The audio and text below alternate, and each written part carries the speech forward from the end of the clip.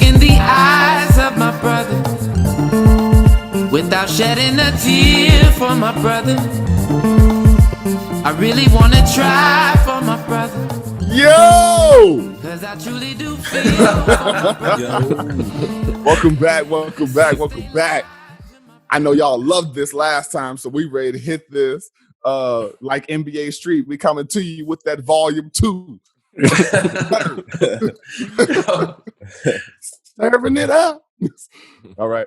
I'm your host, Stretch. We got I can't remember any other character's name. Bonafide.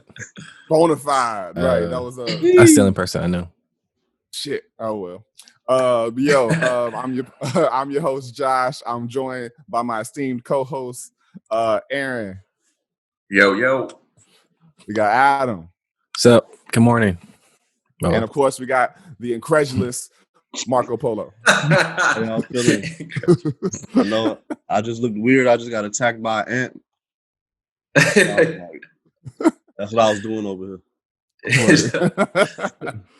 Oh man, we're gonna jump straight into it. Welcome back. We are here with the Audio Files Volume 2. Last time we gave 6 albums to each other that resonated with us personally more. And this go around we went 4 because we realized the 6 was an undertaking that none of us wanted to do again. That's not true. That's not none. We cared about each other's well-being. So the majority of opinion was like, hey, this is a lot. Okay, I'm not gonna say all of us because that's not true. If y'all want 6, send us some funds. If you want 6, tell us how much we need to have a Patreon, because that did come up in some recent reviews. Was like, hey, y'all got a Patreon? I'm trying to contribute, and I'm like, you know what?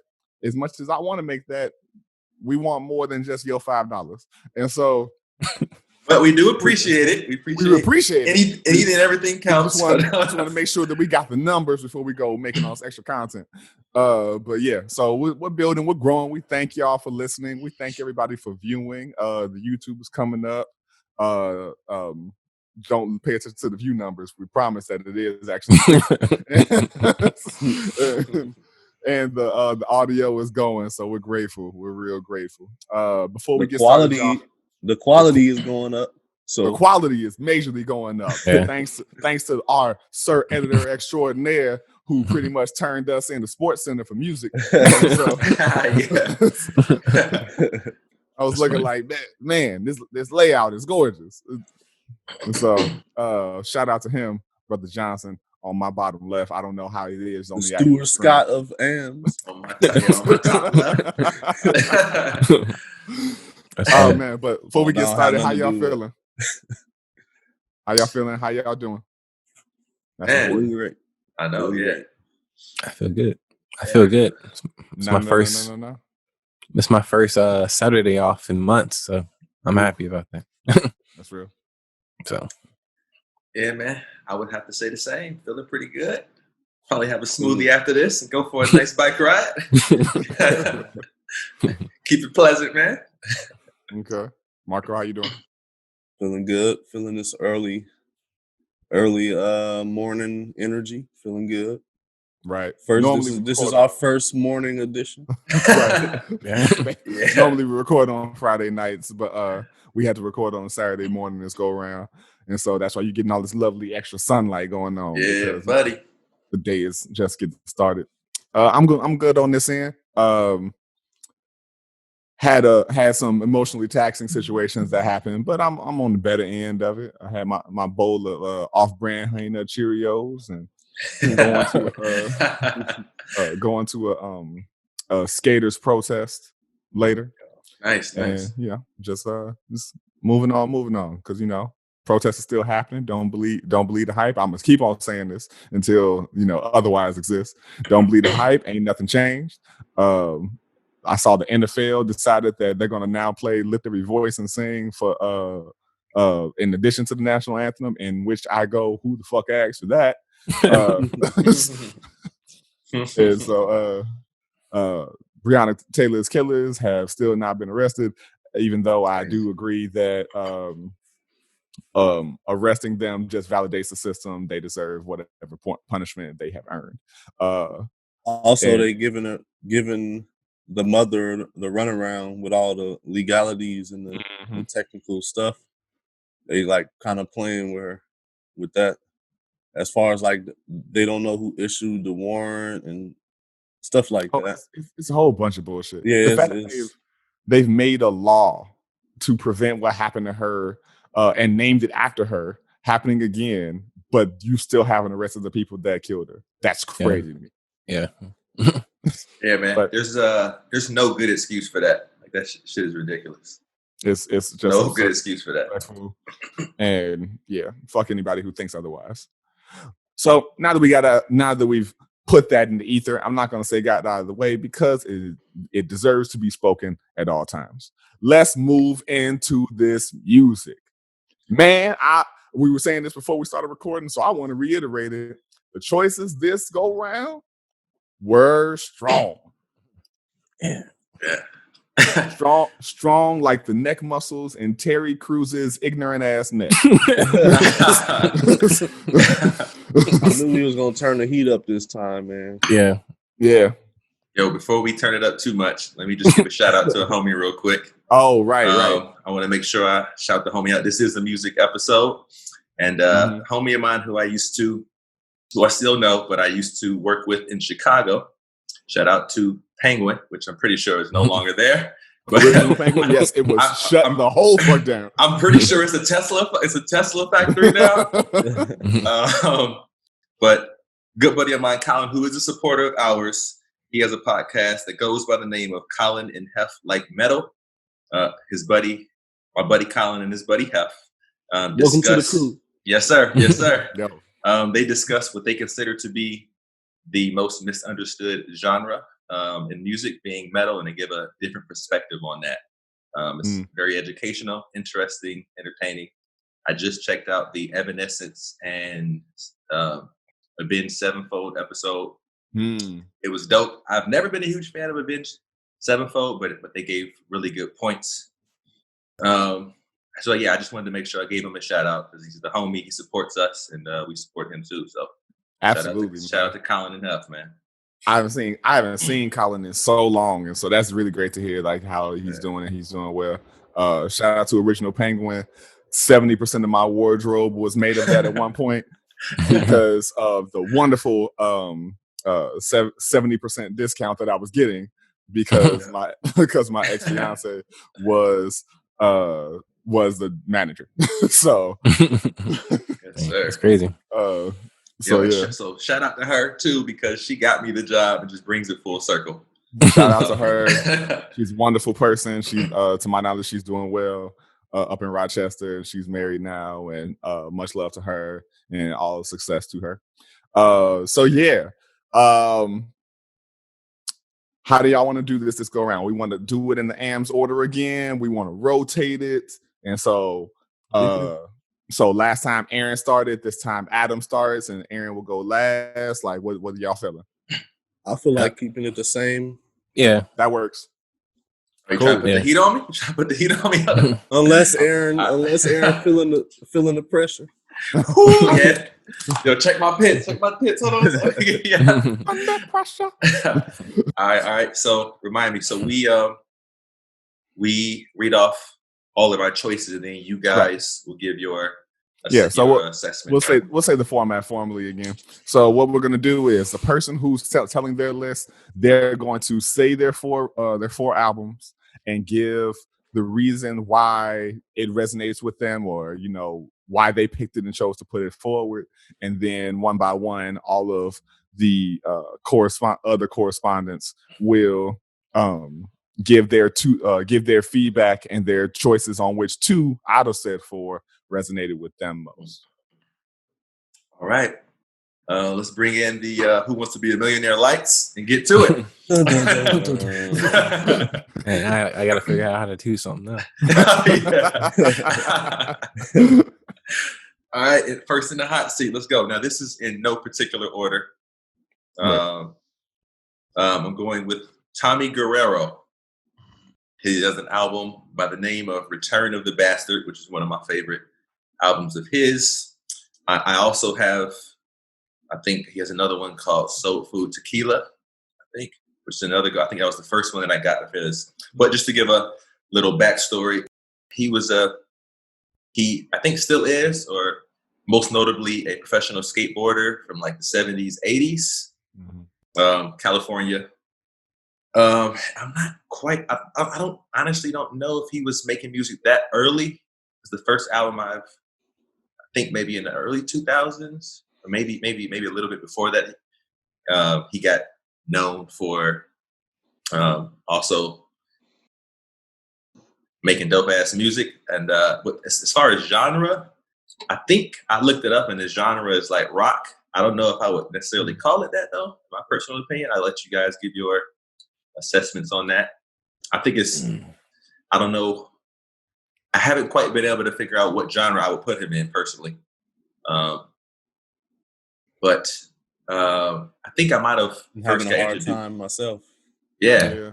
I think I might have gotten first introduced to him in like a skate video, which happens a lot too. It's just like when you're watching movies or something, you hear a certain song and it's like, damn, I'd love to skate to that or check it out. And then I, do the proper research. So Tommy Guerrero, Return of the Bastard. I could listen to that album all the way through without any skips, which is still rare for me. It's just smooth and cohesive, man. Fantastic album. So let's get to it. We also have Fink, which consists of a trio of individuals, with the lead singer being Finn Greenwald. I think the group started more in 2006, 2007. Originally, it was just him. He was a singer, songwriter, and he started out doing like electronic music and like DJing internationally. And then around 2006 or 2007, he came out with an album called Biscuits. I'm Biscuits and something. Where he started the actual trio that you know as Fink now, but it used to be just him. Fantastic album. I first got introduced to their music when I was watching an episode of Walking Dead. I think it was like I think it was right before the credits came on. The song "Warm Shadow" that is on this album, "Perfect Darkness." It struck me. It struck a chord. So I had to bury myself in the books and do some research. Yeah, and hit the books, and I found this album. And a quick funny story about this one is, I used to listen to this album when I was still living with my sister when I first moved to Atlanta. I didn't have headphones. It was just like blaring out of the laptop computer, like out of the laptop speaker. And she kept hearing it, and I was singing in my terrible singing voice. I was singing in my terrible, I'm not afraid. Your boy is bad. And then that might be a compliment in the 80s. yeah. Maybe in my I think it was like 2 weeks later, I came home and my sister had bought this album for me, and she had it on the couch, which is where I was sleeping at the time. And I was like, yo, this is so dope. I was hyped up. And she was like, yes, I'm glad I could get this for you. Now you can listen to it in the car alone. So it was like it was a gift for me, but it was also a gift for her to not have to hear me playing that shit over and over and over. That's how much I love this album, man. Just soulful. The lyrics are cold too, meaningful. Let's get to it. Next one, The Game, Born to Rap. Now, I have always been a fan of The Game. I don't know if I've always been a fan of his full projects, though. That's why I would say I've never given him the proper amount of time and energy to like really listen to his whole discography, because I like all his verses on other people's songs. I've always thought he was one of the dopest in my mind. I haven't found all of his projects to be great projects, in my opinion. Of course, you got like the documentaries and all that were great, but this Born to Rap one, I just happened to be scrolling on Spotify. You know how they put out like any new, like they highlight new projects and whatever came out that day or that week. So I decided to give it a try and appreciated its dopeness. I think he has great. I think Dom Kennedy, I think, is the dude. He's cold too. He has other features like D Smoke on there, which are amazing. I know you guys will agree. And last but not least, no more Maren Morris. You ain't gotta worry. Your boy came with it this time. No more Max will let you know. This last one's about to be just hot as the first three. Tiana Taylor. She's one that I've always thought was dope too, but once again, I never gave her enough time. I think she used to be on Star Trek record label, like Pharrell and somebody else's record label at one point. I remember. I thought you meant the show. And which I was nah, she used to be signed to was Star Trek just Pharrell's or his own personal record label? She used to be signed to Chad and Pharrell. Yeah, I think it's for them. She used to be signed to them years ago, maybe like 2006 or so, 2007, I think. Oh. I don't know what happened with that, but the first way I was introduced to her, I was watching an episode of My Sweet 16 on MTV. And she was on it, like having some extraordinary birthday party, and they had like skaters in there, and they had like ramps and shit. So at the time, we were like, we were skating major in 2006, 2007, hardcore. So it caught my interest. How you remember any person from My Sweet 16 is only that. It's amazing. D-Lo daughter was on there. That's the only one I admittedly did remember. I was like, what's CeeLo's daughter? CeeLo and I think Lil Wayne, one of Lil Wayne's daughters, I think. Oh, okay. But let's see. Yeah, so that was my first introduction to her. I followed her stuff like with Kanye, of course, a lot of her features on Kanye's records, and I've always appreciated her. I think she has a great voice. I think she's fine as hell. Great abs. So it and I heard, I think this was one of like 4 or 5 albums that Kanye produced all together. I think it's when he did like Nas's, I think it was like 5 hers, Push's, several people's. So this was a part of that collective, and I think it came out great. Yeah, Cuddy. Yeah, I know there was some controversy about how it came out, if there was some leaking or something, or they couldn't get certain samples cleared or whatever. So, but I gave it a try because I've always been a fan, and I think it was amazing, man. I think this album was really cool. So I think her and Kanye was kind of getting into it because he wanted to change the artistic, direction of her music. And I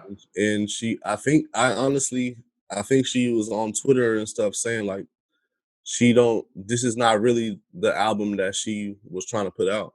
Yeah. This current album? And specifically with this one, yeah. Yeah. So I think this was her latest solo project. No, she just released one like a couple weeks ago. She just released a self-titled album. Oh, word. Okay. Well, I hope that one is more in line with what she was wanting to put out originally. Then hope she found that freedom. Wait, Marcus, is that what you were saying? Is that the album she just released is the one that she's like? No, this is the one that I put on the list. The one that Aaron suggested is the one that she didn't really I guess she didn't approve of it because they changed it so much.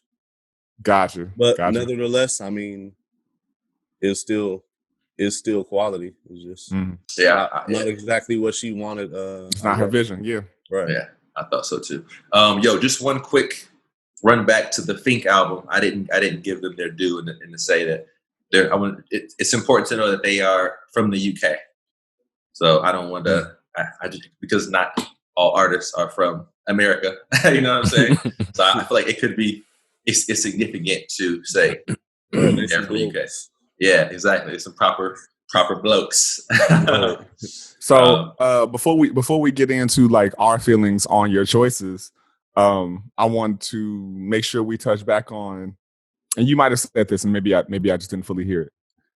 What is it about these projects that particularly resonated with you? Like why is beyond you being like feeling like, it's a dope musical project? Is it something about these projects in particular that like move you a certain way, or or make you feel something, or were you at a certain point in your life when you were feeling whatever you were feeling? Is anything of that nature in regards to these projects? And I'm gonna grab some water real quick. Word up. Yeah, he's like, yeah, this is about to be a long explanation. Let me go ahead and get some water for this motherfucker start. Let me go ahead and give it some water real quick. Now, I would say, man, that'd be tough to. I wish I could say. I'm sure that was the case in regards to like, if I paid attention to what place I was in, I could give a better explanation to why that particular album or music at the time I gravitated towards it, why it resonated with me so much.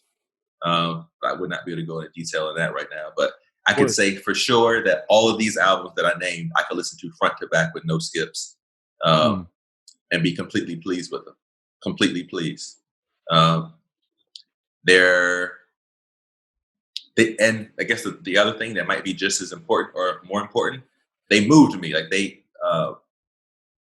like the albums that I put in, my submissions that I put in last time, volume 1, there was at least a bunch of songs. Not every song on the album moved me, but I would say that on these albums for sure, the whole album hit me in that same, like struck that same chord. They all hit me like in that way where I think I mentioned it last time, where like it feels so good to hit me in a way. It feels so good that like I imagine myself on stage singing the songs, and like and that's when I know it's dope. That's when I know I like it. When I can picture myself on stage like moving 20,000 people, I know like I, you know. But yeah, they all just made me feel good, man. Word. Yeah. Cool. Yeah, that was a very good question. I think that's what you said last time. They tickled your fancy. Yeah, yeah, yeah. Exactly. I could definitely say that these albums I chose, I don't want to use the word darker. Darker. Like heavier, denser. Heavier, maybe slightly melancholy. Heavier. Yeah, I can get that. One in particular, I know how you feel. Let me get there for you. But yeah, if you could be sure that if I put it on this list, that it moved me in some way for sure. Word. Yeah. Cool. Who wants to go first? By the way, y'all, that was me blowing a kiss at my girl who's about to leave, not like the audience, and not my. If anybody's wondering, it's not my 3 companions, my 3 fellow mic mates. That's my lady who's about to leave. I thought that was for us. Man. I just want to clear something up real quick. I just want to clear it up. Now I'm jealous and shit. Here I am thinking that she was showing physical affection. I know. In our fans, you saying our fans don't deserve that? Right. Okay, I guess since nobody's jumping out, I'll go. Were my albums trash? Because like I asked and then everybody went. It's like nope. That's I always feel weird about. I always feel weird about volunteering. Like first, like the teacher's pet. Like that's how I always feel. That's like I want to be first. It was like yeah. Okay, so let me make sure I'm looking at the right list. There it is. Okay, so I'm gonna give my general feelings toward everything, and then I'll say my 2 tops, right? Top 2s. So first of all, that Tommy Guerrero album, thoroughly enjoyed it. I completely forgot he was a skater. Like when you said it just now, it made me remember. But I kept telling myself, like, I know I've heard the name Tommy Guerrero before, and I couldn't pinpoint where it was. And what's funny is I thought maybe he was like a clothing line or something like that from back in the day.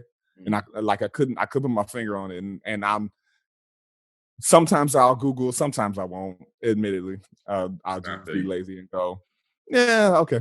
I don't know that I care to find out more. I'm gonna just indulge what's in front of me. And so really, really enjoy the how eclectic the sound is. So when you say like it's hard to give it a genre, I'm like, yeah, that makes complete sense because the sound the sound varies so beautifully. Fink. It's never good when it starts with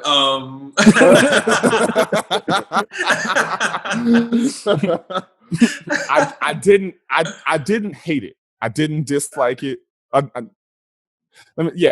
didn't actively dislike it. I just even the more emo parts of me didn't necessarily vibe with it. It was that thing of like, this is very, as you said, melancholy. This is what I imagine like Raven from Teen Titans listens to in like her spare time. That's a shot. That's a shot.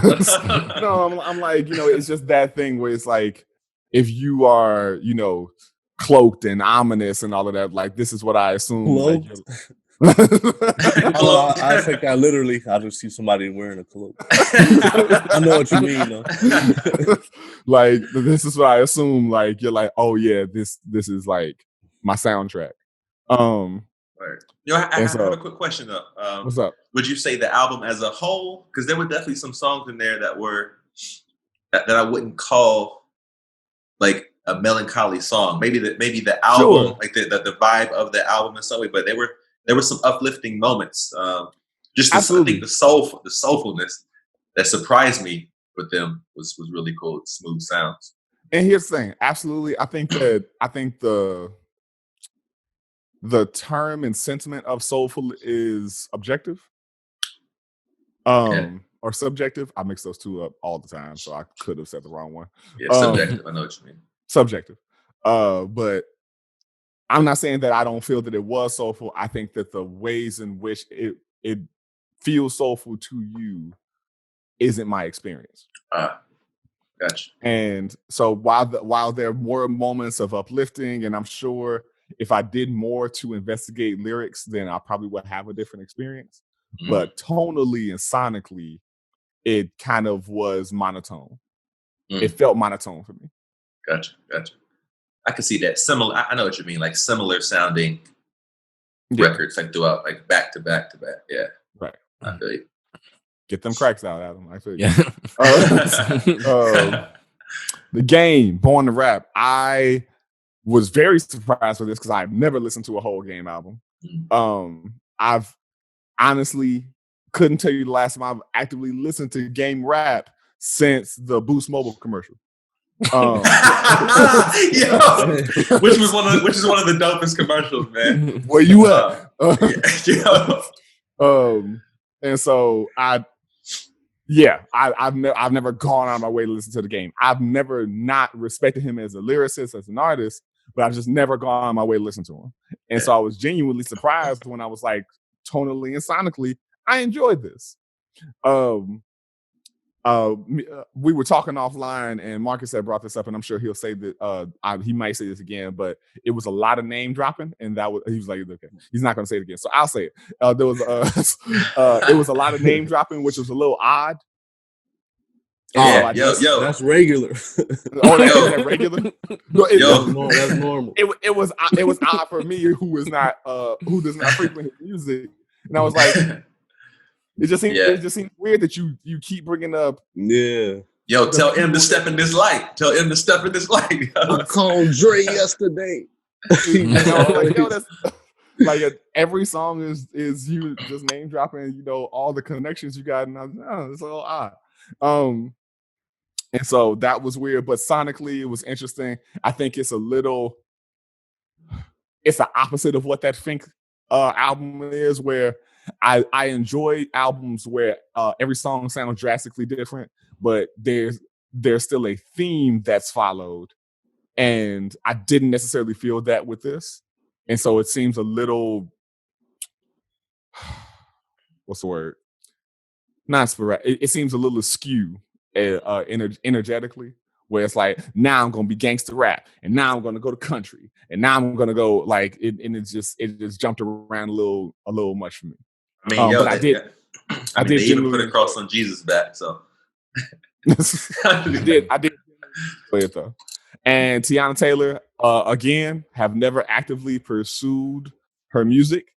And in real life, had never actually heard her sing prior to whatchamacallit. Not at least not consciously heard her sing prior to what was that? Hustle and Flow, Rhythm and Flow. And so in that cameo she did on Rhythm and Flow was the first time I really heard her sing. Prior to that, I was the Kanye video that kind of irritated me because of people being like, "Oh, she's such a great dancer," and I have very opposing feelings toward that. But yeah, so I agree with you. She's fine as shit, but that is irrelevant. First to her music and her sound. I had to put some abs in, man. I had to put them abs. Like, damn. Trust and believe. I'm a dancer. I love Iman Shepherd. Shout out to you. And shout out to her for the work that I'm sure she does in order to be as fine as she is. And so man, oh man. For the organic parts and for the parts that require due to your rituals and regimens. As far as her music and sound, I was like, yo, this is actually, it's not actually, but like, this is really nice. I enjoyed it. It's a beautiful R&B sound. I think it does kind of fall in line with R&B of today, as far as the hers, etc. It falls in that same kind of like scope of sound. So it's not necessarily that different, but it is good. And so maybe that's what she didn't like about it. We can only speculate, but yeah. That's a valid speculation. And so that was my general feeling of it is, do I think that this is special? Meh. Do I think it's good? Yes. And so yeah. So my top two would definitely be Tommy Guerrero and probably Tiana. So my number one is Tommy, and my number two would be Tiana. Word. Okay. Nice. That was a proper assessment. It was. I try to be thorough, you know. So I'll go. Yo, don't look too excited, Marcus. Don't look too excited. I didn't want to take Adam spot, No. you know. Adam lying in the cut like Neosporin. It looked like he was about to jump in like double dutch. Yeah. That's what I was thinking too. Not then, but like earlier when like nobody went, you know, they do that. Yeah. Yeah. All right, so I'm gonna go in reverse order of how we had it. Just to switch it up. So the Tiana Taylor KTSE. I had heard her work in the past, but not like the whole album or whatever. But I do, you know, I agree with everybody else. She has a great voice. She's beautiful. As far as this album, I liked it. I thought the samples were beautiful. I liked the production a lot. Mm-hmm. Even though I guess like Josh said, it fits in kind of like today's R&B sound. A lot of the songs were like 240 or something like that, like as far as the length of it. But it was pretty creative. I liked the production again. And it just fit, her voice fit the production really well, and the songs were good. Like I just can't. I find it hard to find something bad about this album, you know. So it was overall good. I enjoyed it. The Game Born to Rap. I'm pretty familiar with Game.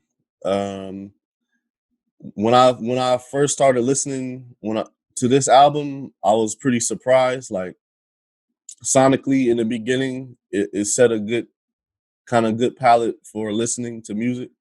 It was very instrumental intro, kind of melodic and you know, easy going or whatever.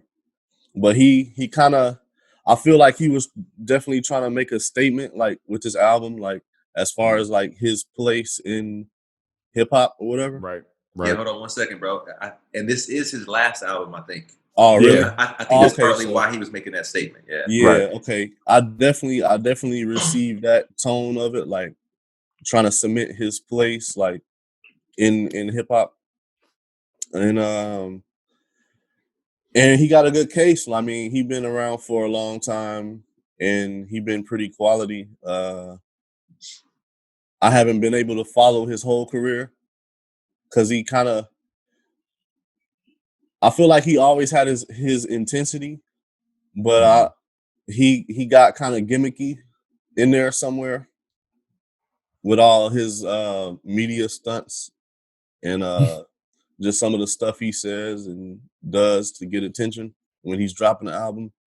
I don't really mess with. But yeah, a few, like the beginning was amazing. Like the first half was amazing to me, and I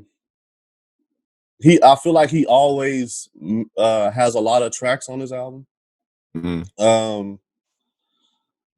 But the beginning was amazing. Like I said, the song with D Smoke, and then that song The Light that I think you was talking about. Tell him step in his light. Yeah. I think he was doing his control type response. Type song.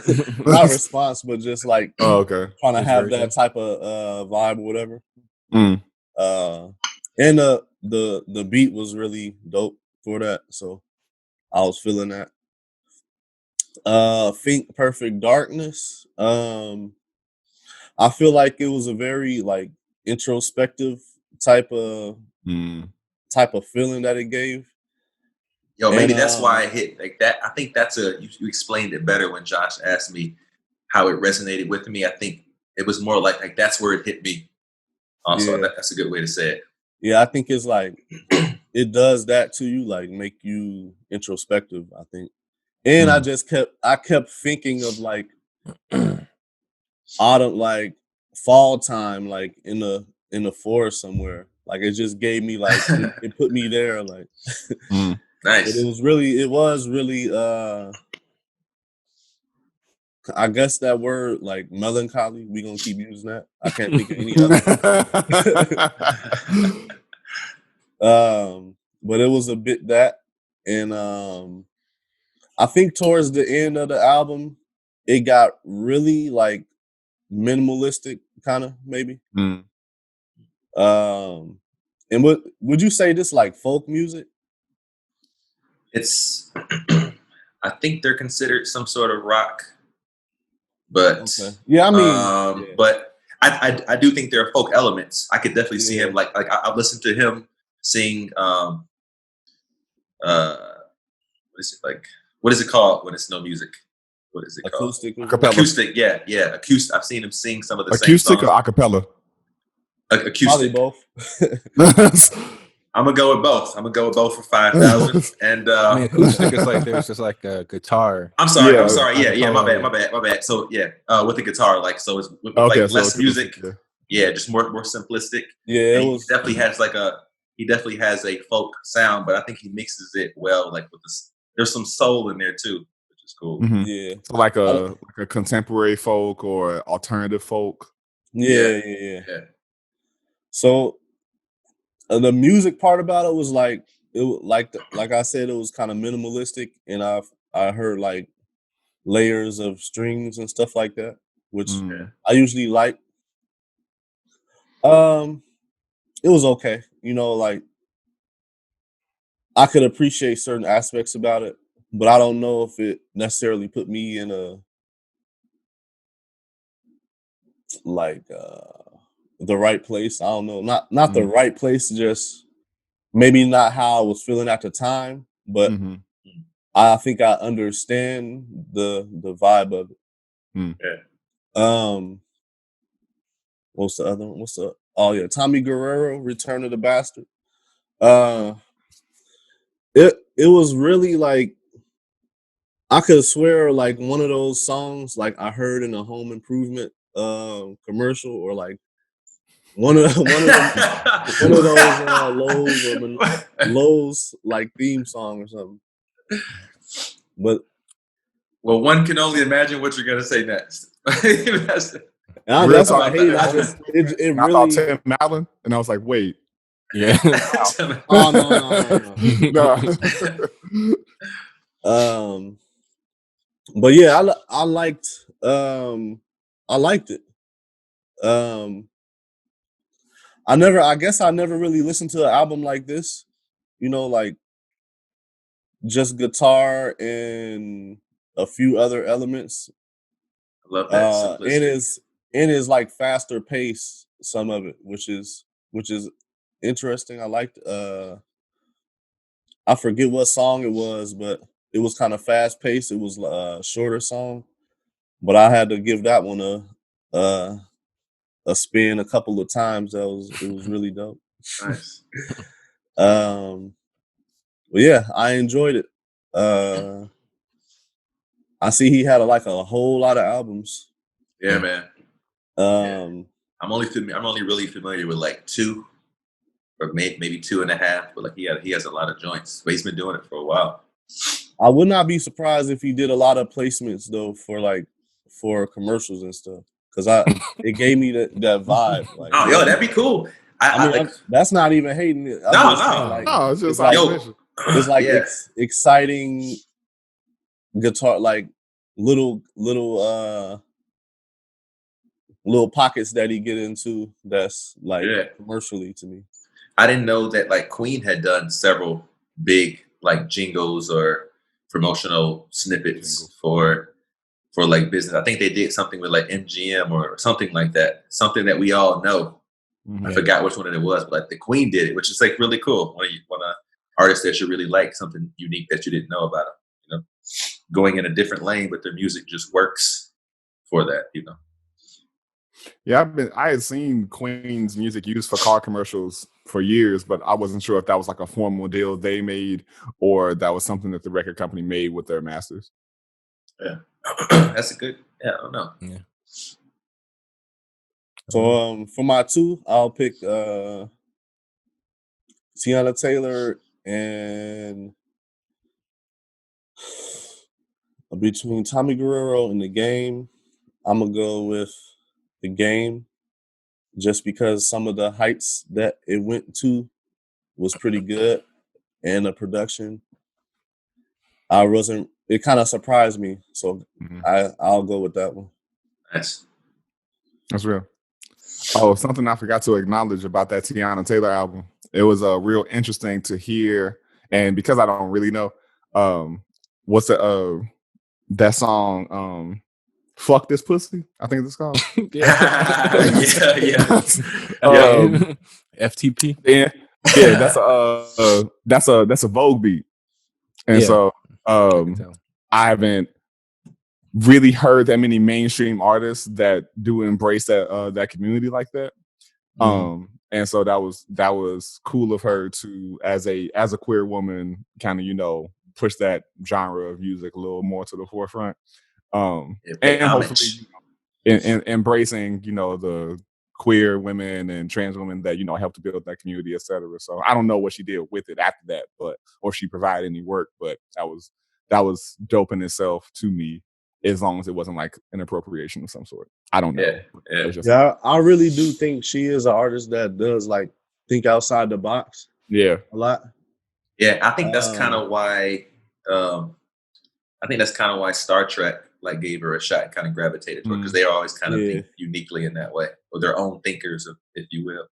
Yeah, I think Kanye keep people like that around him, like Kid Cudi or whatever, and I don't know if it's selfishly, because sometimes they don't come out as much as they want to, or I just get that feeling when they talk. Like she's a very straightforward person, and you can see that she can't hold back when she has criticism, and she definitely criticized Kanye a few times. And I like, and I hope that Kanye can take that. Like, I like that. Like, it seems like he can. Yeah, because he always prides himself and speaks about the fact that he keeps geniuses around him to like help them create the best kind of music. And I would hope that, like, if he has an opinion on something, he would respect the fact that other people have an opinion on shit too, their own music, especially. You know, I think I've heard Big Sean speak about that before when people ask him, like, "Yo, do you tell Kanye you don't like something?" He's like, "Hell yeah, I do." You know, you got to be able to do that. I think. I always want to believe that, you know, it's always best intentioned and everything when it comes to Kanye, but then you also hear the other stories of like how when T-Pain was coming up, Kanye would clown him for the whole auto-tune thing, but then turn around and did it. I think he had said that Kanye was one of the first ones to use autotune. I think that's why he was doing that. I think he said he used it on College Dropout or something like that. I mean, you know, 808s is an entirely auto-tuned album, but I'm saying like it was a thing of he brought T-Pain in to like help him out, teach him, and all of that kind of stuff, and openly clowned him while making music using the information that he learned. Yeah, and so it's like I want to believe the former of all positivity, but then you know, T-Pain ain't got no reason to lie about that shit. Yeah. True. But anyways, AJ, it's on you, brother. Yep. Okay. So, all right. I'll start with Think. Actually, I'm just random order. So, Think, I actually heard of them actually the same way that Aaron did through the Walking Dead, and I actually did the exact same thing. I went and got the song back then. I guess I got it on iTunes when iTunes was still a thing. Then I actually tried to listen to the album because, you know, like when like you hear a song and like I wonder if the rest of the album like this or similar to that. Yeah. And it was, but it's just not what I was necessarily looking for, I guess. Yeah. With that being said, I still don't think it's a bad album because like that type of melancholy.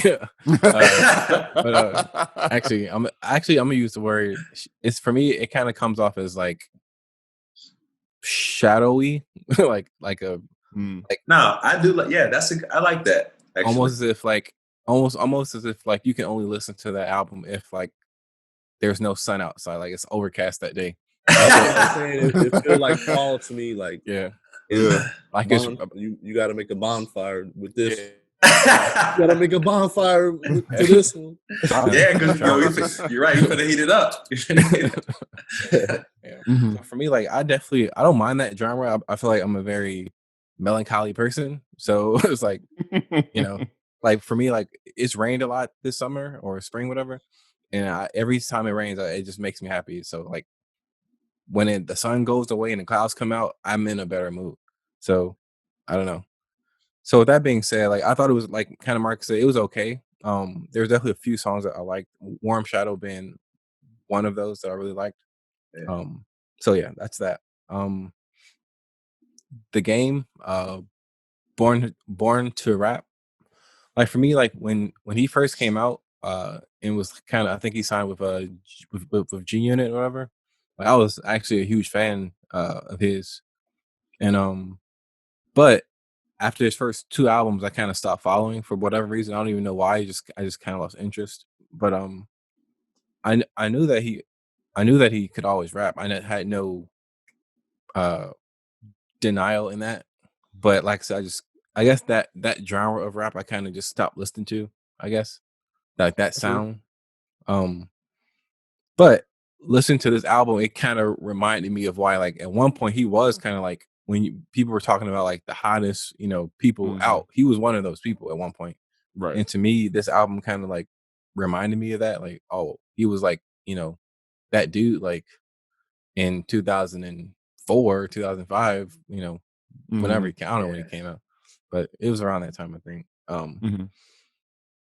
And kind of like what y'all was saying, it kind of feels like it is a statement album. Like he was saying, like it kind of sounds like he's saying like, "Don't forget about me." Kind of what I got from it, and not in a bad way. Not like he's begging people to pay attention to him. Just like remember, you know, who I was.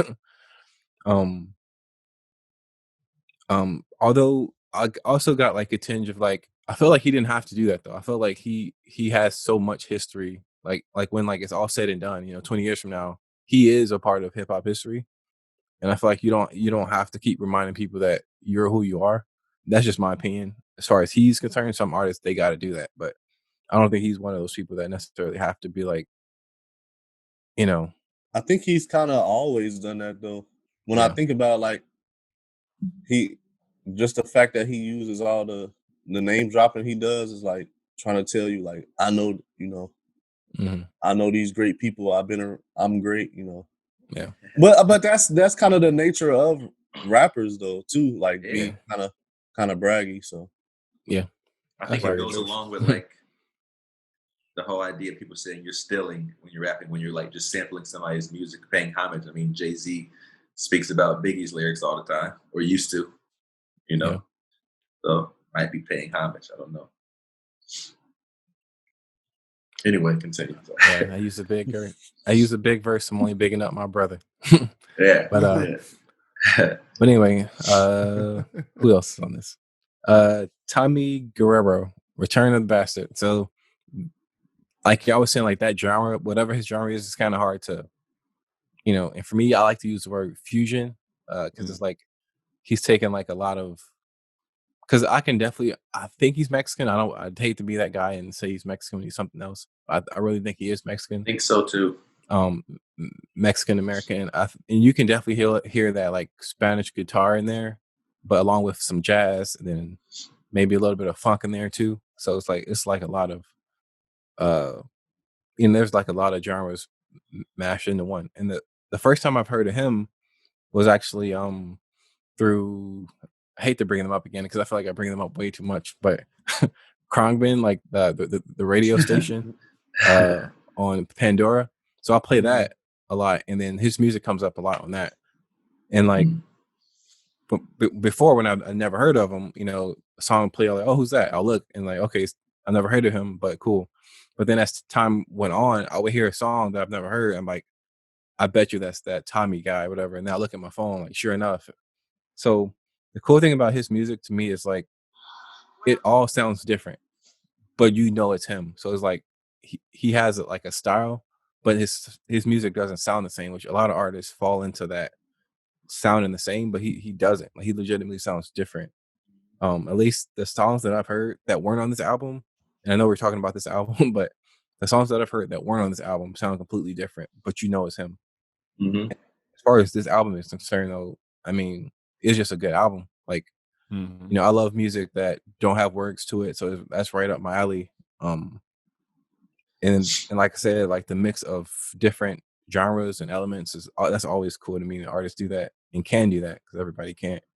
So, and the skating thing, I didn't know he was a skater until I think the first time you mentioned him was during the first Audio Files episode. Right. Yeah. And I remember I grabbed a picture of him just as a reference, and then that's when I saw like pictures of him skateboarding as well.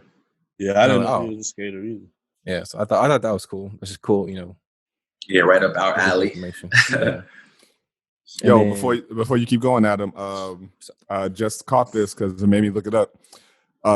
Guerrero, although born in San Francisco, California, he is of Ohlone native. I don't know how to actually say this word, but he's Native American, Chilean, and Filipino. Man, I feel bad for saying Mexican. Yo, edit that shit out. I mean, you don't really know, but like that's a really interesting like mix. But no, I'm glad you that's one less thing I have to go back and look up, because I typically look up these little bits of information. Right. So thank you. It's one less thing. But that's really an interesting combination of people. Yeah, that's what I'm or saying. Ethnicities. And lastly, Tiana Taylor, KTSE. I wish I would have looked up to know what that stood for, but I actually didn't look it up. Keep the same energy. Oh, okay. Or keep that same energy. Word. Okay. So that album, kind of like what Josh said, I knew who she was, obviously, but I never listened to her music because, frankly, I'm just not really into R&B to that extent where like I'm gonna check out a new artist like that unless I accidentally hear something like, oh, that's cool. But I will say, after listening to it, I definitely liked it. I liked it a lot, actually. And I was listening to this in the car, and then when the song Three-Way came on, I was like, it kind of was, it kind of caught me off guard because I was at work. I was on the clock, but I was driving, so I was like, just driving down US 30 or whatever, and then these lyrics started. I'm like, okay, where is this gonna go? And it just kept kind of intensifying. Yeah, dude, that should almost make you hit that median. That you doing? Yeah, That should you be making a left turn and almost hit the median. Like, what the fuck going on? So like, and for me, I like songs like that where it's like it's not standard R&B, where it's like, okay, we're gonna talk about this love song, and we're gonna talk about lighting candles, and I like that it was R&B, but like X rated essentially. And I'm sure there's plenty of music out there like that, but like I said, I'm not a regular R&B listener, so I don't know. So for me, that was cool. And then like when FTP came on, that also was jarring and funny. Yeah, my girl and I got down with that one. Inspire some love making. But it was great. And actually, since I've described all four of them, that was actually my number one pick. Actually, was Tiana Taylor. Nice. And then number two was Tommy Guerrero, and the other reason why that one wasn't the top one is because I've heard his music before, and this album wasn't necessarily my favorite music that he's made, but it's still great. It just wasn't, and so, but the Tiana Taylor album was just like, I guess you could say I was surprised by it, and I was the most surprised by that album, and maybe that's why it's my top one. But it was a pleasant surprise. It was when Kanye was doing those short albums. I wish just had like 5 more songs on it, but I mean, there's nothing wrong with 18 minutes though. But so yo, that says a lot though. If you wish it has 5 more songs, that says a lot. Yeah. Word. Yeah. So that brings Tiana Taylor to 3, Tommy Guerrero to 2, and Game has 1. Yeah. Hey, real quick, that one song that I was vibing with a lot from Tommy Guerrero was called "No Time for Time." Okay. I think it was like the shortest, may have been one of the shortest songs on there, but it was like I was getting into that one in the shower. No doubt. That's cool, man. Yeah, this was a really good list. Yeah, man. And I'm not saying everything needs to be compared or anything, but it was definitely, I feel it was stronger than the first week's list. For sure, but I agree. Yeah, that's it. Dope. Yeah, I would agree with you. To sound more forward and assholeish, it was definitely better than the first list, all because of Mary Morris. If I gotta choose between Fink and Mary Morris, I'm going with Fink. Yo, I'm gonna need 2 more beers this early in the morning. You just killing me. You heating it up, yo. I feel like she's got to end up on a merch shirt sometime in the future, maybe eventually. Yeah. Some way or another. If we just put that roast hand like this, like at like a stencil of the album cover, so we can't be sued. Damn, but look, yo, just make sure you put that Grammy on there too. Make sure you add that Grammy on the shirt. We good. And draw Grammys don't mean nothing. Grammys don't mean nothing. Yo, what? No. All right, man. Somebody else. Grammys mean a little bit. No, they like, mean a little bit. Of course, they do. As most awards do. At the same time, just because you have a Grammy doesn't necessarily completely validate you. No, it doesn't. For sure. It depends, because when they gave depends on who you asking. Cardi a Grammy that one year, that was like right acceptable, because she beat out. Did she beat out Kendrick that year? Was it Nipsey Hussle? I mean, it might have been. I think it was Nipsey. Yeah, and everybody was heated over that. Yeah, it's ridiculous. But it's the same thing of Macklemore beating Kendrick for album of the year. Yeah, it's a popularity thing. It's a popularity thing. It depends on the popularity is who's ever on that committee. I can't remember. I think she might have won the Grammy for like the best country album or something. I don't even know enough of the other artists to really compare.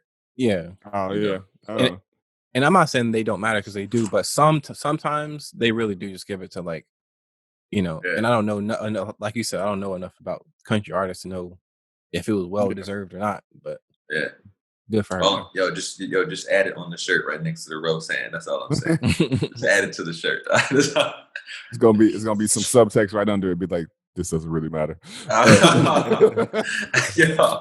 Yo, somebody will come out with a shirt for us. Yeah, for sure. Oh, sure. I'm sure she has some diehard fans out there that's gonna help us blow up by coming at us being like, well, don't I even fucking listen to y'all? Who the fuck are you niggers? You know? Oh, come on, man. You gonna put me in a real bad light? Like he's the lightest motherfucker on the podcast, liking this white chick with these racist ass supporters. Hold on, man. It's okay, you know. We'll get our following somehow. Yo, my black side is quickly walking away, creeping out slowly. All right, Adam, it's on you, sir. All right, let's see. What did I submit?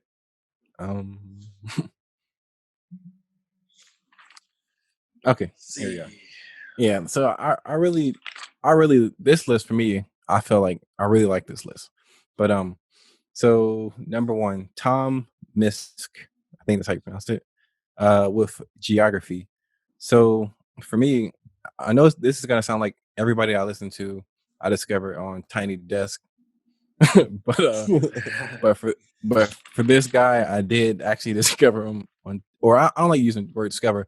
I stumbled upon his work on Tiny Desk because it makes it sound like he didn't exist before I heard him. But anyway, yeah.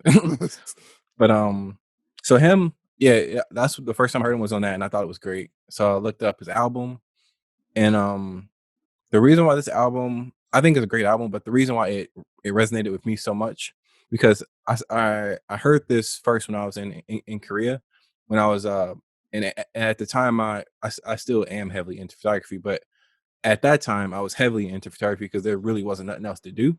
So I kind of immersed myself deeply into that hobby. And what I would do is I would take the train up to Seoul, whatever, which is, for people that listen, that's the capital of South Korea. So I would take the train up there and I would listen to this album a lot for whatever reason. I would just start at the top and just hit play, and I would walk around and take photos, and just, so it was for this album, for me, it's a very memory based, it's very memory based of why I like it so much, because it reminds me of it's like one of my favorite things to do. And like that period of when I was in Korea was like one of, like, artistically, is one of the greatest periods of my life, to be honest with you, because I created so much. And so that's why the album is on the list. Then number 2, Alina Baraz with Urban Flora.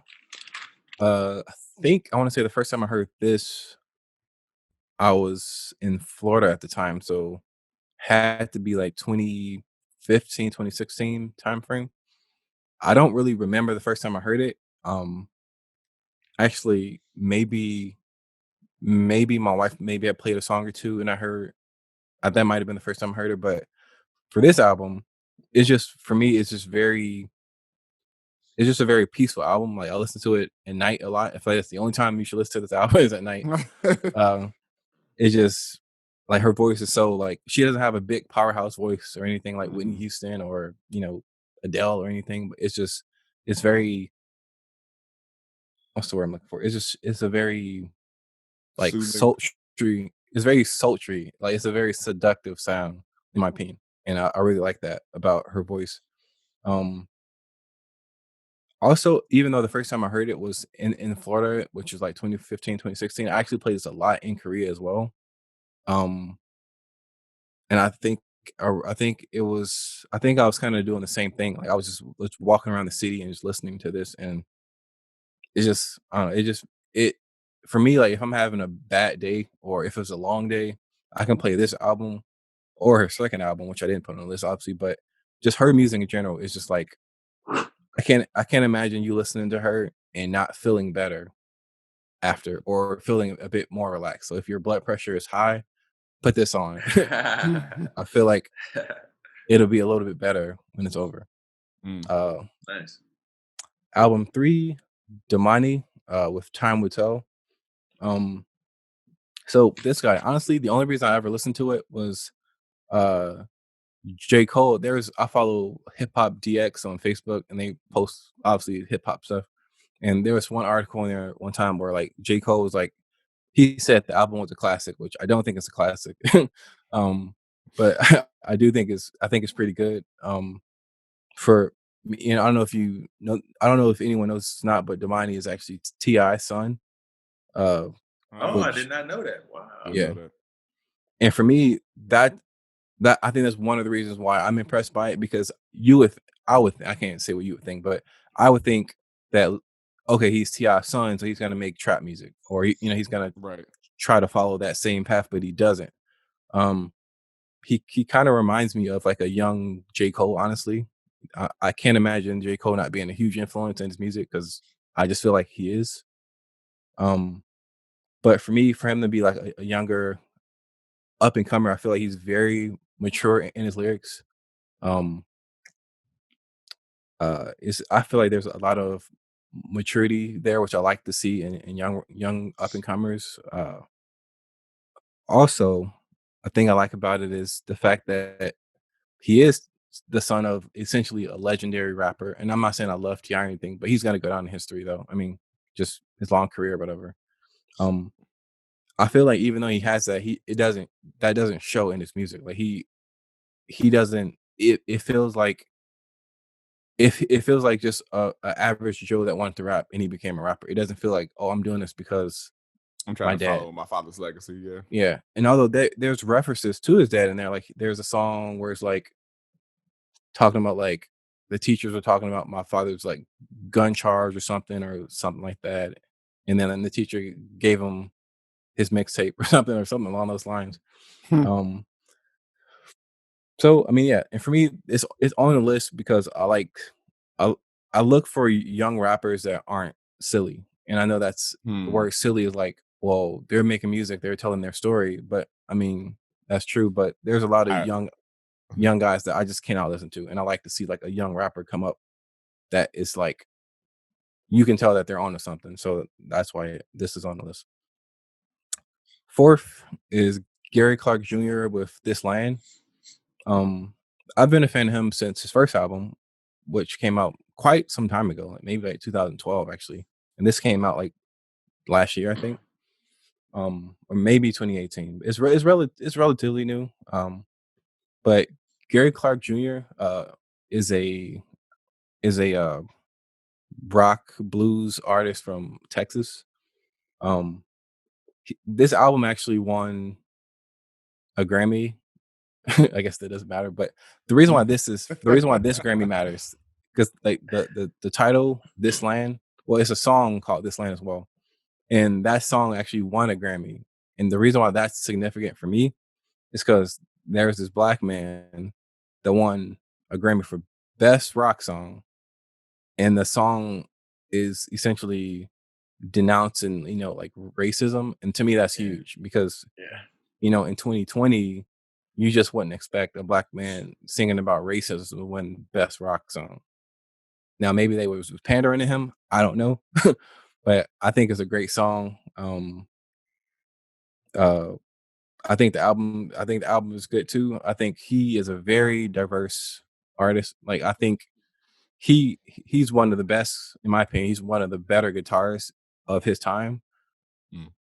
And I think that if he couldn't sing, like if the man never sung in his life, he could be a guitarist in somebody's band. Or if he never played the guitar in his life, he could be a lead singer in somebody's band. So like he has these two talents that he's really good in. And some of his older work, some in his other album, he actually has a song in there where he's essentially rapping. I mean, it's for the most part a rap song. I mean, so that he can actually rap too. So it's like he's very versatile. One quick story about him. When I lived in Florida, me and my wife actually saw him live in Miami, and the show was great. You know how artists do like an encore or whatever. And this is where he lost me. This dude played an encore that was so long that it could have been like another concert. Like he literally played like 6 songs. Like, dude, Like we've been standing here for like 2.5 hours. Man. Like, so we actually started to leave. Like, all right, let's go, because this is this He's is like, ridiculous. how's everybody doing out here? Like, yo, we tired, son. We tired. So those are my, and I guess I could say the reason why I picked the album, because I didn't really say why, is, I mean, I just think the fact that, really honestly, it's going to be that reason, the fact that this black dude from Texas singing about racism won a Grammy, and that's just important to me. So that's why that's on the list. So those are my 4. Word. Aaron, why don't you go first? All right. So I'm okay with that. Just want to put that out to everybody. I'm okay with it. No, I'm saying, like, we just rotation. All right. I'm gonna give like I more so just want to speak about the 2 that I chose. All right. But since everybody else is doing the full synopsis, I will do that. I'm not super excited about it, but I do it. Okay. All right, let's go with the Gary Clark Jr. one, This Land. The musicianship on this album was incredible. That's the best word I could think of, because I don't want to say a word under incredible. I want it to be like, I don't know what's more than that, what's better than incredible, but it was that. I loved his eclectic nature as well. I was like surprised actually, and very impressed. Several songs, like he would do. I think I write notes, like I'll put like one song and then say possible favorite, and then I'll scratch it out and say this other song's my favorite now. but I think Don't Wait Till Tomorrow is my favorite track on this one. Mm-hmm. It's kind of like something about that. It almost felt more like a love song. He has so many different types, but this one felt like the love song of the album. I thought it was really dope. What you said about the guitar was incredible. Mm-hmm. Yeah, that dude. He's good. I can't say enough about how skilled this dude is. I was surprised. Like, there's the song "Dirty Dishes Blues." Mm-hmm. I think, yeah, and it had like was it that? Yeah, it had like a good Charlotte or Sum 41 feel, and I was really surprised about that. It actually made me smile. I was like, damn, this dude can do it all. I got like The Governor is more of like a country folk feel almost, which I was like, this dude can literally, he has everything on this album, man. I was like really, really surprised about that. And the This Land joint, I didn't know he won a Grammy for that. That's really dope. Like I definitely found it interesting that, like you said, speaking about what he was speaking about on this album, like in general, but specifically that song to win a Grammy in 2020, it says a lot. I hope it like struck a chord with enough people. You know, I hope it wasn't like a pandering and it struck a chord with enough people like, yo, this shit was necessary. Because that song was dope, man. Yeah. Also, real quick, the video for that is really good too. And the reason why, even like so like the thumbnail of the video, there's these black kids, they're standing on Confederate flags. They're like in like this formation, and they're all standing on like a Confederate flag. And that's really what made me click on it. I mean, I would have watched it eventually just because I like the guy, but that is like, let me see what this is about. So so yeah, it's really interesting. So my critique would be, I did not like his voice. Really? Very much. Like on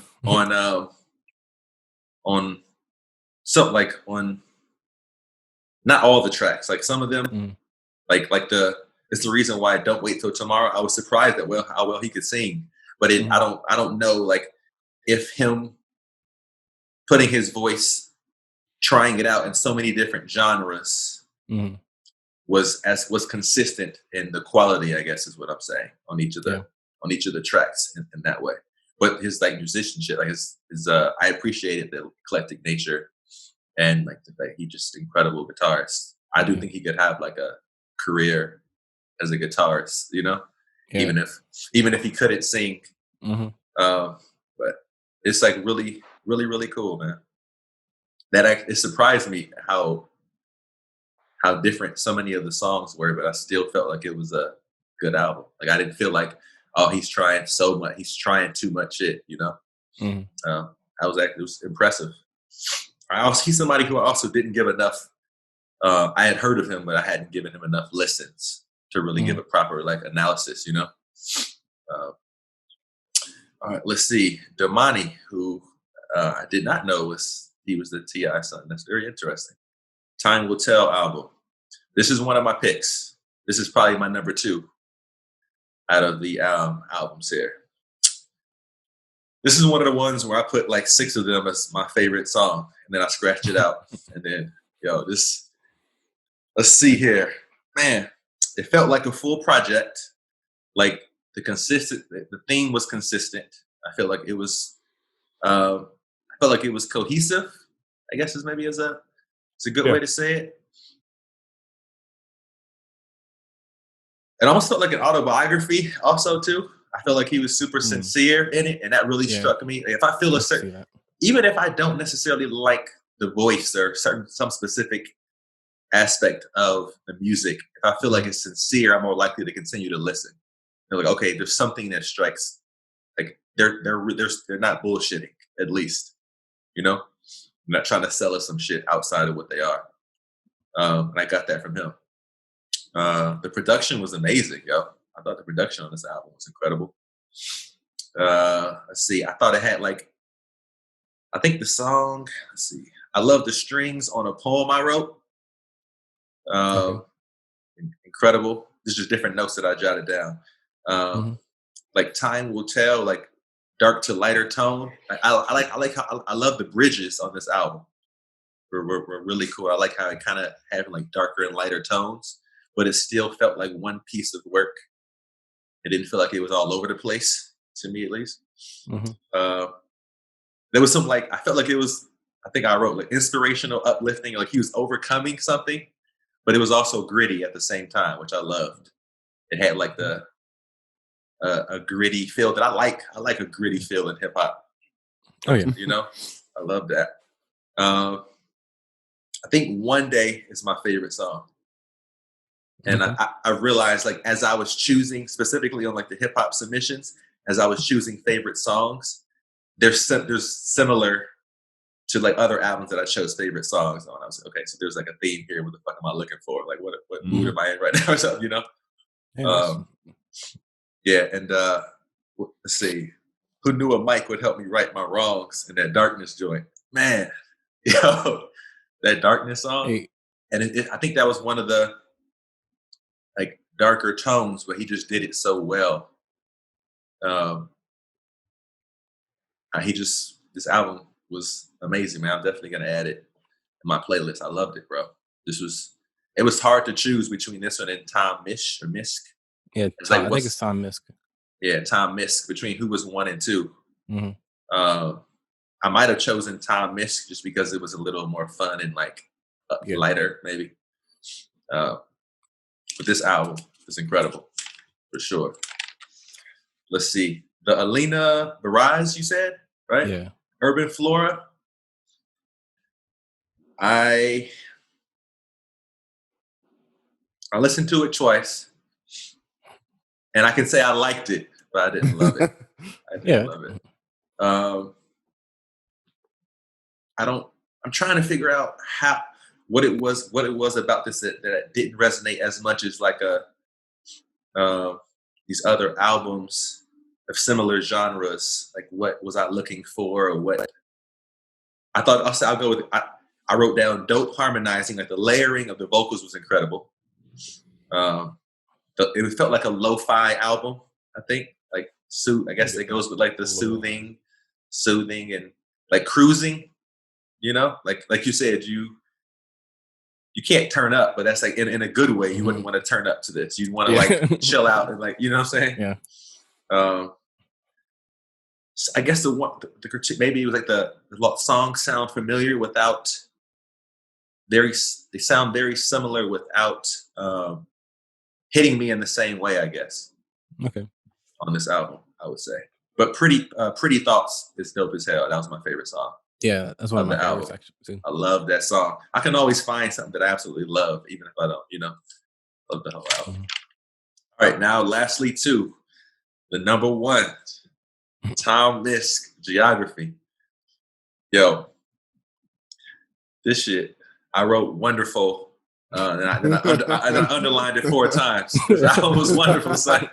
I was playing this shit 2 hours ago with my girl, and we were just dancing around doing dishes and shit. I wrote down fun, jazzy feel. Feels like live music. It feels like live music for some reason. It gave me that good feeling that I feel when I'm live listening to music live, and it's like, oh shit, this is dope. Like when when you make that yayo face.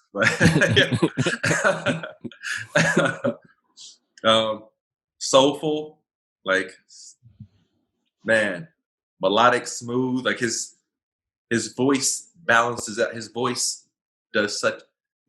and the melodies do each other so much justice. It's such a balance there on every track. I love the features too. The features was really cool. Yeah. It's hard to pick a favorite, yo. Water Boy is my favorite beat. It's my favorite production. It's incredible. Water Baby or Water Boy? Is it Water Baby, I think? Water Baby, actually, maybe. I look at the track list. I'm terrible with song titles. Yeah. So I'm choosing like best. Is Water Baby. Water Baby, yeah. So favorite beat, favorite production, Water Baby, incredible, yo. Disco, yes. It's such a fun, feel good album, man. This is kind of how I feel. Like how you mentioned about the Alina. Like I can't imagine you listen to this album and not smiling, or like not coming out of it with at least a smirk. Like if you're a grouch, then a smirk, but like everybody else is smiling. You know what I'm saying? So for me, I need to say this because for me, those albums are different feelings because like you can feel good, like you're saying, in a happy way, which I agree with you with the Thomas, but the Alina, that one is like, it's a different type of feel good. That one's more like relaxing feel good. Like, yeah, I agree with that. It doesn't make me, it's not upbeat at all. So, Gotcha. so it doesn't make me want to, it doesn't make me want to get up and dance or anything. Yeah, I agree with that. I think that goes with the lo-fi idea. Yeah. Is that the right way to use lo-fi? This is my first time I've ever used lo-fi. I mean, it's not completely lo-fi. Lo-fi is definitely for lack of better terms, it's less. It's a lot less than that. The production on that Alina album is a lot more intricate than what happens on lo-fi. Okay. I think when you say lo-fi, you saying like it's kind of like maybe unmastered in its quality. It's low fidelity. It's the actual the full. Okay, then I need to scratch. Maybe I'll just say like the chill vibe. I'm going with that. That's where I was going with the lo-fi. Don't kill me in the comments. You know what I'm saying? They don't know. But like, I did mention, you're right, because I did mention like the harmonizing and like the layering of the vocals on there is way too much for like a lo-fi thing. It was done wonderfully. But this Geography album, man, I got You're on My Mind is like my favorite song for my girl, except for I think it might be slightly about like a breakup, because they were saying When You Were Mine. Yeah. So but outside of that, just like the feel, like my girl and I be dancing around to that. We already got songs specific on this album we've chosen for it. That's how dope it is, yo. That's good to hear, man. But yeah. So this is so disco, yes, like groovy, upbeat. It sounds familiar in a good way throughout the whole album. But Man Like You is my absolute favorite song on this one. It's touching. It's such a wonderful story. Shit, I haven't shed a tear yet, but I might, depending on how I'm feeling on this joint.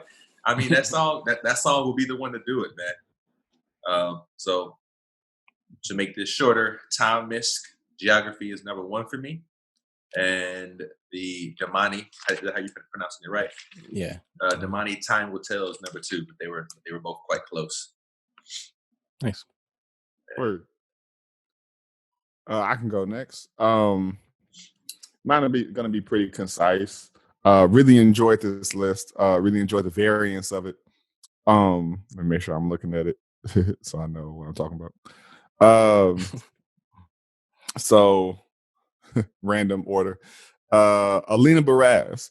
What's funny is I don't know that I've ever heard her name, but I know I've heard that song "Fantasy" used 1 billion times at one point. Yeah.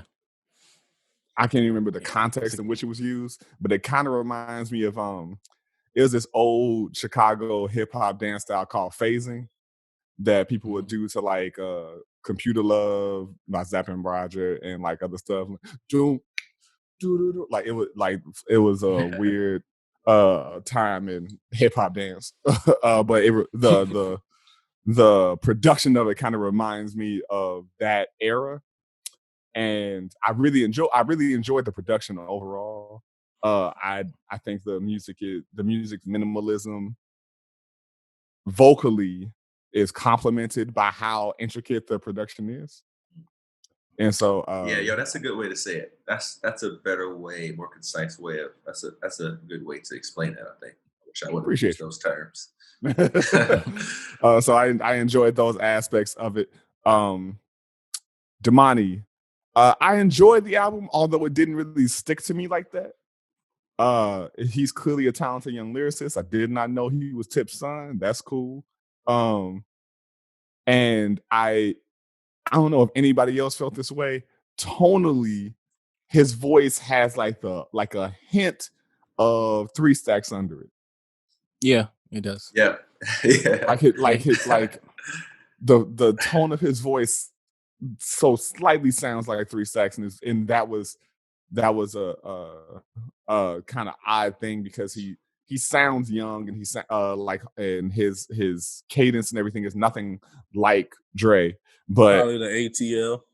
Yeah, ATL in him. That's real. I didn't even think about that. Yo, am I starting to get it? Am I starting to get that? I've been down here 3 years. Do I sound like 3 Stacks yet? No, you sound like the game right there. Yeah. Yo, random. That almost makes you think about a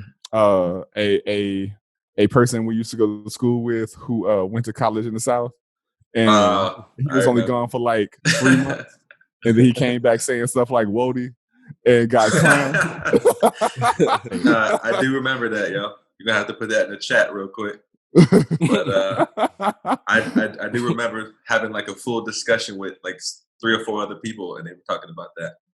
Yeah. Were they like 07? Yeah, it was in our class. He was in our class. I don't remember his last name, but I just put it in chat. Okay. Oh, okay. Yeah.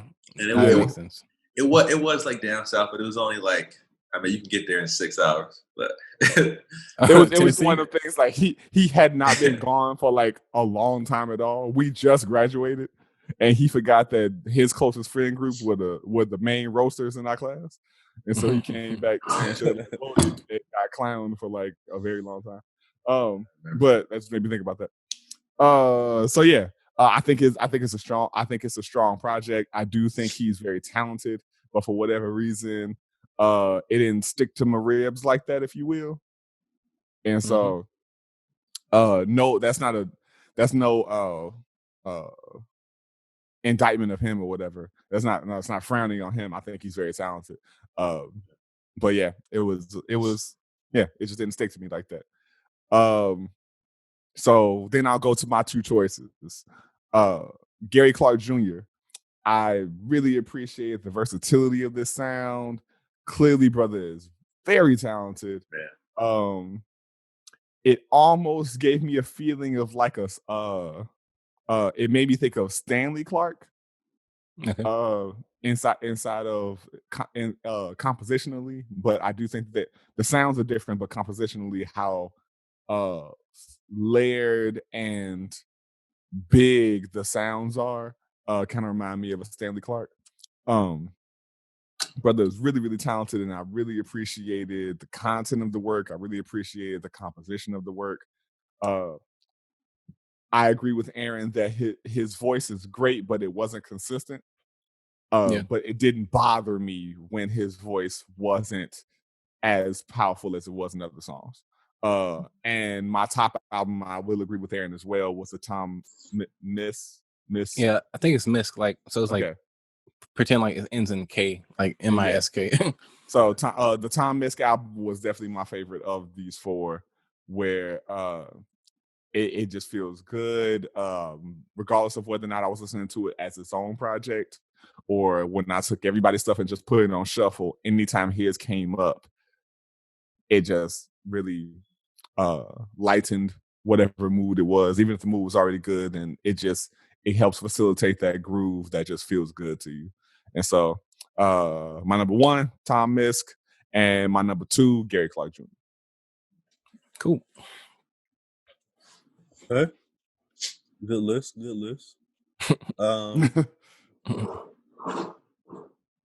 So I'll just start with Tom Misk, Geography.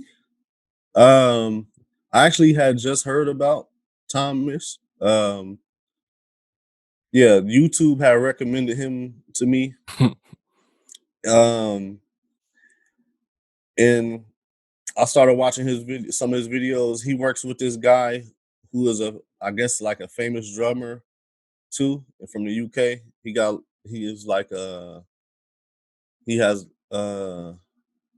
think he plays the guitar too, or some other type of guitar. Who but Tom or the drummer? The drummer, I think his name is Yusef something. But he's really talented too. I guess they work together often. But YouTube has shown me a few videos. There's a song with the dude from De La Soul. Yeah. And I saw that video. I actually listen to that song from time to time. It's really dope video too. Yeah, but the whole musicality of it, like I appreciate the musicianship of this album. I like his singing, like y'all said, is a really, he got a unique type of singing voice. And I really enjoyed that album. Elena Baraz, actually, she did this album with a certain producer that I don't know how to pronounce it, but it's like Gallup. Yeah. Oh, yeah, I was reading it. I thought, I asked myself if I was going to try to say it and decided not to. But I actually, what's interesting is I've been listening to his music. Pandora put me on to his music. And he has a very unique production style that he definitely used his style with her music, which I thought was interesting because I only knew about him. And then it sounds like it has a unique sound. So I thought it was like something like his album or something. I guess it kind of is like half and half, but like if you listen to his music, you can tell that the production is a unique to that style, which is kind of cool.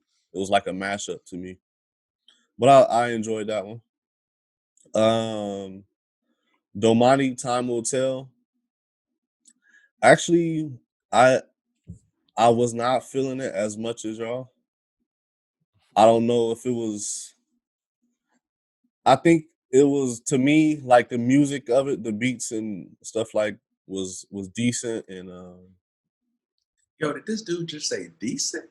But no, I mean, truly, I get it, because I'm like, I can clearly see he's talented, but I'm like, yo, it ain't sticking though. But specifically, I think it was because the themes were, it felt emo to me. Like, that's all I liked. Yeah, I think, yeah. And granted, I do like introspective things in music, but I think it was like, I just felt like he didn't have much to say. And I mean, but what he had to say was personal, so I can't knock that, you know. Yeah. And when you say that he T.I.'s son, I didn't know that going into it, but now it helps me understand like his perspective. Yeah, because I had no point of reference as to what he was talking about. Like, Okay, as that makes far sense. as his traumas and his He his spoke a lot past. about having a silver spoon, and you know what I'm saying, Right. on the And album. I think that's I see he what you're was saying. just talking about his problems often, which again is not something that I hate. It got stale to me. Maybe he just didn't excite me lyrically enough. Maybe I'll say that. I guess that goes along with what Josh said. Like, it didn't really stick to me. And I think he could have benefited from some vocalists, like, on some of his music, like some of his tracks. But yeah, it really didn't hit home for me that much. But you could tell he has some talent. He obviously come from that. I just think he gotta find his not lane, but like, because he don't need to do a specific thing. I guess what I want to hear him feeling more comfortable just making music, like having fun, maybe. Like, he might be right now. He's like figuring things out still. Yeah, I can see I can see how you feel that. And I can understand we need to hear your story and what you whatever, however you want to paint that picture, but it just wasn't exciting enough. I don't know. But Gary Clark Jr., This Land, I would say it was really diverse in the type of like, I kind of had an idea of what it's going to be about, and I've heard about him a lot in the past. Like, he's very talented, and he's a big touring artist. I know that about him. So I know that he has big music. Like Josh says, like, his music is big. I don't even know how else to describe it. It's like, it's like it's meant to. Yeah, it's like it's meant to be played, live with a band and like yeah. Stadium rocker. Yeah. I was impressed. I really liked the song. I don't know what it was called, but I get the sense that it was about his mother and making her proud. Pearl Cadillac. Yeah. I think that was the one. For some reason, like, I was feeling that one a lot. I like that song. Yeah, that's one of my favorite ones. Yeah. The funny thing is, the first time I heard it, I thought it was about his wife, but then I only heard it once. But then he was on like an interview or something, and he was like, "Yeah, that song Pearl Cadillac about my mom." Then I went back and listened to it, like, "Oh yeah, okay, yeah, it makes sense." Yeah, I immediately got that sense, like how he was talking, like how he was so, had this gratitude, and it was. I saw the video, and it's dope, man. I don't know why that one just stuck to me. Yeah. Some of the songs probably wasn't for me, but then the ones that, no, I agree with that. yeah, the ones that were really good, and obviously his guitar playing is exceptional, and his voice is very complimentary to that. And I just think he definitely, some of his riffs sound like really classic rock. Like, he's really I feel like he mastered that. So yeah, my top two would be the Tom Misch, and it was close between the Urban Flora and Gary Clark. But I'll go with Gary Clark. This Land. So that brings us to the top being Tom Misch with 3. Excuse me. Why can't I think right now? Gary Clark with 2, and then Aaron, what was your other one? Mine was Damani. Yeah. So Damani with 1. Yeah. Word. Okay. All right. So we got Adam's top. We want to thank you for listening to another episode of the InforMILLy Honest Podcast. This is the Audio Files, Volume 2, Part 1, featuring Adam and Aaron. I want to thank you as always, for your listenership. By all means, please check out our normal conversations, but this is our special series where we get to share music with one another, and how that music resonated with whoever is sharing it, and then responsively how it affected the rest of us. And so by all means, we encourage you to have these kind of conversations and these kind of connections. Let's go with connections. These kind of connections with your people, your loved ones, your kinfolk, your skinfolk, all of it. And so by all means, we hope that we're inspiring you to be of those three principles that we try to be steadfast in every conversation and in our daily lives. Being forthright, being vulnerable, and most of all, honest. Share, subscribe, like, Gmail, InforMILLy Honest Podcast, as well as IG and Facebook. Peace. Can't look in the eyes of my brother without shedding a tear for my brother. I really want to try for my brother, 'cause I truly do feel for my brother.